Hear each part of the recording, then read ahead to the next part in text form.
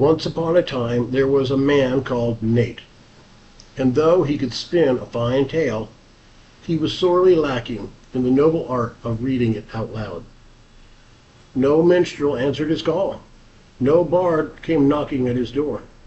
And so the poor fellow found himself with no choice but to become his own storyteller. Therefore, should he trip upon a word, quarrel with a sentence, or wander briefly astray, do grant him a measure of grace. He awaits the day some wandering voice actor shall emerge from the mist and proclaim, "Fear not, good Nate, for I shall be thy narrator." Until that day, the task remains his, and now the tale begins. The Hero, Part 1, Rescue. The weld gave way sometime during lunch break. Construction sites have a different kind of silence during lunch. Engines are shut down. Hammers stop swinging. Men gather wherever they can find shade and spend half an hour talking about families, sports, weather, and anything else that isn't work. Ben Carter, Owen Pike, and Luke Harper had chosen one of their usual spots. The three men sat together on a suspended steel beam overlooking a large section of Hallux Rigidus Raceway. They had eaten lunch there dozens of times. It offered a breeze, an excellent view, and enough distance from the site to enjoy a private conversation. That day they were discussing baby names. Luke and his wife were expecting their first child. They didn't know if it was going to be a boy or a girl, but one thing he did know, if it was a boy, he got to choose the name. Owen had plenty of options to share, but Ben had even more. Ben and Owen were arguing over whose list of names was better when a sharp crack cut through the quiet. All three men felt the beam drop beneath them. Ben landed flat across the steel and held on. Owen and Luke slipped off opposite sides of the beam. Neither man fell clear. Both caught themselves with their arms wrapped around the beam, their bodies hanging below it. The beam dropped several feet before slamming into the lower framework. For a moment, no one moved. Then Ben saw the position his friends were in. Owen hung from one side, Luke hung from the other. They were not hanging by their hands. Their arms were wrapped over the beam, pulled tight against the steel, like men in deep water clinging to a log. Ben shifted forward across the beam to help them. That movement cost him. The beam twisted and dropped again, only a few feet, but enough to make the steel scream and the lower framework groan under it. Ben froze. So did Owen and Luke. Nobody tried to climb. Nobody tried to pull anyone up. The beam had already answered that question. Movement made it worse. Ben had made it far enough to reach them. Lying flat across the beam, he reached one arm down each side and grabbed hold of his friends, helping support them as best he could. It was not a clean hold. It was not strong enough to pull them up. It was just enough to help keep them from slipping. Below, the rest of the crew had started shouting, "Get clear! Everybody move back! Call the fire department!" Men ran from the area to get clear of falling debris, then turned and looked up. Others were already looking up, helpless to do anything else. Luke squeezed his eyes shut. "Oh God, save us." Owen stared straight ahead, breathing through the pain in his side. The ground sat 20 feet below them. Not high enough to guarantee death, but high enough to make every possible outcome feel terrible. The beam groaned again. Owen spoke quietly. "My ribs hurt. They might be broken." Ben adjusted his grip slightly, trying to ease Owen's weight. The beam groaned in response. Ben stopped immediately. No one moved after that, unless they had to.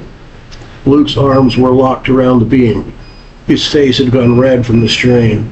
Owen was doing the same, on the other side, but every breath seemed to hurt him. Ben could feel both men trembling. The fire department had been called, but everyone knew how long it would take them to reach the site. Even speeding, it would be a long time for men hanging from a damaged beam. Ben might last. He was lying across the steel. Owen and Luke had gravity working against them. Every second and every attempt to adjust for a better grip, the beam groaned in protest. Luke tightened his grip. Ben felt the pull on his own shoulders. "Hold on, Luke. You will hold your baby. Hold on." From where he lay, Ben could see some men below. Tom was there. Bobby was there. Both were staring up with terror in their face. Every so often, someone yelled, "Hold on! Help is on the way!" But the men on the beam could hear the fear in their voices. Then Ben saw Jeremy, the new assistant foreman, running toward the crane. The crane operator was not on site. Jeremy climbed into the cab anyway and started working the controls. No one tried to stop him. Bobby saw him and ran after him. By the time Bobby reached the cab, Jeremy was already pulling levers and turning wheels. The boom on the crane moved. Bobby watched the huge crane move to Jeremy's prompts. He was working it. Gosh, he's actually making it work. Then he noticed the power switch. It was turned to the off position. The big crane was responding to Jeremy's hands, but the crane was not on. Bobby listened for the engine. Nothing. He looked closer at Jeremy and noticed blood running from his nose. Not small drops, but running down his chin. But Jeremy didn't seem to notice. His eyes stayed fixed on the men trapped on the beam. Bobby looked once more at the switch, then back at Jeremy. Without thinking, he reached over and turned the power on. The engine roared to life. Jeremy never looked away from the three men on the beam. The cable lifted, the boom swung, the hook lowered near Ben, close enough to see, but not close enough to reach without moving. It came to rest against the steel just beyond where Owen and Luke were hanging. Ben wanted to reach for it. He did not. Reaching meant moving, and moving had already nearly killed them. Then something changed. Ben felt lighter. The strain in his arms lessened. The pull in his shoulders eased. The weight dragging on both sides of him seemed to lighten.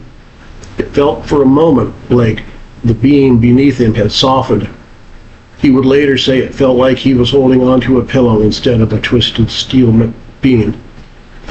The fire department arrived 20 minutes after the initial fall. They raised the ladder to the beam. Firefighter Carter climbed up. He reached the crane cable, took hold of it, and secured it around the damaged beam so the crane could stabilize it properly. Until that moment, the beam had still been resting on the damaged framework below. With the beam now secure, Carter reached toward Ben first because he was the easiest to reach. "Don't touch me," Ben shouted. "Grab Luke. His arms are trembling." "My name's Carter," the firefighter said. "Just hold on a little longer. I'm here to get you down safely." He reached for Luke and helped pull him onto the ladder. Then he went for Owen. "Ben, can you hold on a little longer? This ladder is designed to hold one man. Right now, it has three. I need to lower your friends first and come back for you." Ben nodded. With the beam now secure and his friends safe on the ladder, he allowed himself to relax and then make some small adjustments to his position. But he didn't sit up. Exhaustion didn't allow it. Later, he would say, "To be honest, by then I felt light as a feather, and I was kind of mesmerized by the look on Bobby's face down below." All three men were rescued. None of them suffered serious injuries. Owen had bruised ribs. All three had strained muscles and tendons. They spent the afternoon in the hospital but were released later that same day. Later, Owen and Luke thanked Ben for helping hold them during those final minutes. "My arms hurt so much," Luke said. "My head was pounding from hugging that beam so tight. To be honest, I had made my peace with the Lord and expected to fall." With tears in his eyes, Luke thanked him. "I don't know how you did it. Maybe a surge of adrenaline just at the last moment, but thank you." And thank God Jeremy knew how to work that crane, or all our wives would be widows right now. He wiped tears from his face. You were right, Ben. I will hold my baby. Thanks to you and Jeremy, I will hold him.